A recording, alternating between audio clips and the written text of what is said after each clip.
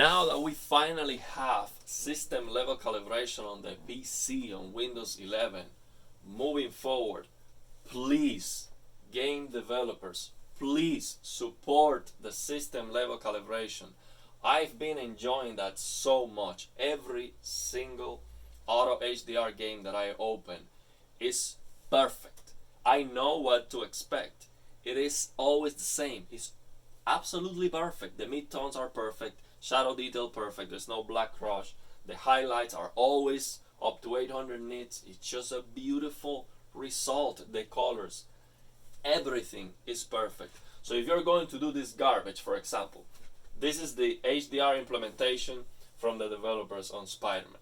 If you're going to come up with this garbage, please don't do anything. Just don't support HDR and let Windows do the auto HDR, because it's just bad. So Spider-Man was the exception. Even when the game was supporting HDR, it still got an auto HDR profile, which is amazing. And it's not always the case. Most of the time when the game supports HDR from the developers, the game doesn't get an auto HDR profile from Windows. So if you are a small developer, indie developer, you don't have the budget, or you don't want to spend that money on HDR, mastering, because maybe it's very expensive. Maybe they need to, borrow a display from Dolby, like that Pulsar, a reference monitor to do 4,000 nits mastering and all that. I understand. Just don't do anything and let Windows do the auto HDR, because the auto HDR from Windows now is as good as the best HDR you can get, period. The only difference would be maybe a developer doing the HDR correctly is going to maybe push the colors more to push the colors to be a wider color gamut, so to take advantage of that wider color gamut. Maybe the developer can do that better, and also to get a better color gradation, basically, so you get less banding, less color banding, which is not an issue in some games. Like in Spider-Man, I don't see any color banding. There's no color banding, but there are some games that with auto HDR I do see color banding. It is there because the color banding was there on SDR to begin with. So the auto HDR from Windows is converting from 8 to 10 bits. It is transforming the color space to the wider color gamut, but it's probably not pushing the colors out of Rec 709 too much, because you see the color accuracy is still very good. The skin tones, the sky, everything still looks very good. I do see the colors, they become a little bit more saturated in a beautiful way, so it doesn't look inaccurate, but maybe it's not pushing the colors out of Rec 709, but it looks perfect. The dynamic range is just perfect. The highlights, the shadow detail, you get perfect blacks. It's just amazing. So if the developer is not going to do a good job with HDR, please support system level. And even if the developer is going to give you good sliders, like for example, a slider that I want on my game is a UI brightness slider to reduce the brightness of the HUD, because a lot of games are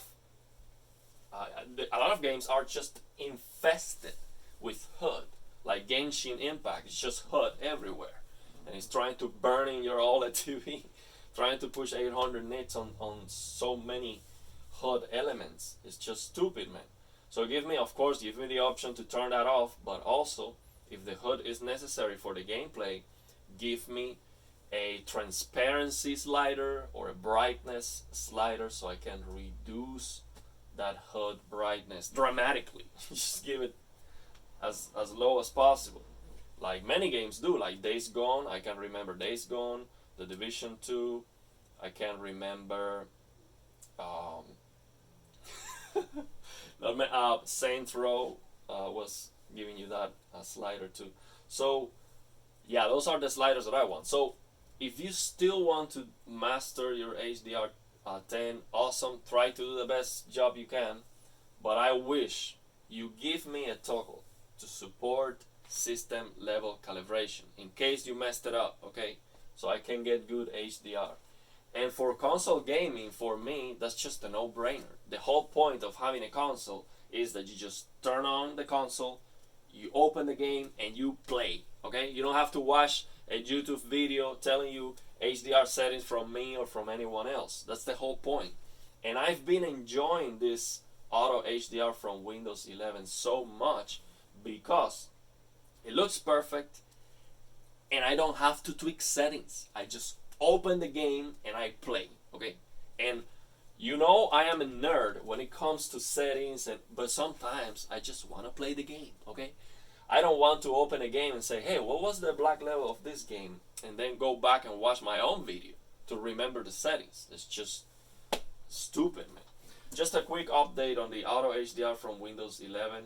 On my calibration video, I gave you the option to lower the brightness, the screen brightness, and then also modify the fine-tune dark areas. I learned from watching a gaming tech video. He was explaining that the difference between fine-tune dark areas and that brightness or black level is that fine-tune dark areas affects the lower end of the grayscale. So if that's the case, and actually I tested that, he's right, then what I would recommend is don't touch the brightness for the auto HDR calibration on Windows 11. Instead, don't touch this brightness, just leave it at 50, at the default 50, and instead go to fine-tune dark areas and do -5. That's gonna work better. So yeah, -5, that's gonna be better. So with this -5, what we are doing is we are crushing that 0.005 nits level, just to crush that, so we get perfect blacks on auto HDR. So that's gonna be a better option because in that way we don't affect the mid-tones that much.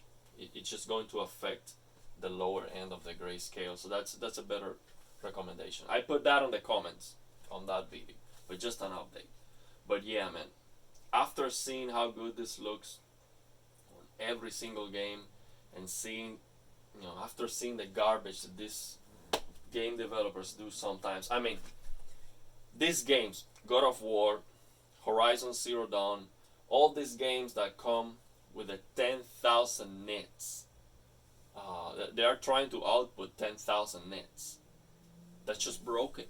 Period. It's broken because there's no 10,000 nits HDR display on the market, and then the display has to do tone mapping or dynamic tone mapping, and it's not flawless. It doesn't work perfect. If you use dynamic tone mapping, you on this LG C1 you always get overbright and shadow details. The thing that I like the most about HDR is the shadow details. Is that I go to the shadows and it looks black, it looks dark. And then I get the highlights and it pops. Like the Division 2 during the night. It's just awesome. Just everything is dark. You can see all the shadow detail. And when you look at the bullets or you look at the light sources, they pop. That's the beauty of HDR. So having to use dynamic tone mapping is never a good option. So dynamic tone mapping off on this LG C1 works well for 4,000 nits. For example, Watch Dogs Legions was mastered in 4,000 nits. We can max out the slider, use dynamic tone mapping off, and that's gonna give you good HDR result. But the problem with that is that on this LG C1, dynamic tone mapping off, what it's doing basically is following that EOTF, and at 250 nits, it's going to start to roll off. So what that means is that with dynamic tone mapping off, if the game is 4,000 nits like Watch Dogs Legions, which has the black level raised, so it's broken anyway, but after you fix the black level, then with dynamic tone mapping off, the TV is going to follow the EOTF. So the EOTF ST2084 is basically what determines the accuracy of HDR, the luminance accuracy. So basically, it's going to follow that EOTF until 250 nits. And after that 250 nits, it's no longer going to keep following the EOTF. It's going to roll off. It's going to do this. So what that means is that you're only going to get that maximum peak brightness, that 800 nits maximum peak brightness, when the game is calling for 4000 nits, which is not going to be very frequent. It's only going to be on very, very specific spots. So as a consequence, the majority of the highlights are not going to be as bright. So that's never the best option because of that reason. But if your TV doesn't support HDIG, maybe you figured out the roll-off point and the target, and maybe that's an option. But yeah, it's just bad. These games that don't support sliders, they don't support system level calibration, and they are trying to push 10,000 nits. It just doesn't work very well. On Horizon Zero Dawn, you look at the clouds, it's a mess. The contrast of the image is just wrong. It's just wrong. So it doesn't work. On God of War, you get clipping on the highlights. The contrast of the image doesn't look right. Then you have to go to the menu and lower the contrast and the brightness to see if you can get that right. But it doesn't matter. You can change those sliders. The game is still gonna try to push 10,000 nits. So if you're going to do this garbage, man, these developers, please, especially these awesome PS5 games that are coming to the PC, please, if you are not gonna do a good job with the HDR, just either don't do anything, so Windows Auto HDR takes care of it, or support the system level calibration, because it's so much better, man. So much better.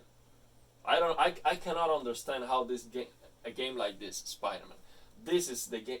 I can tell you, this game is the most spectacular gaming experience I've ever had.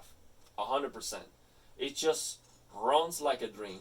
So right now I'm running this game at 120 frames with very, very minor drops, almost never. It drops to 103, 106 frames, and then it's 120 all the time.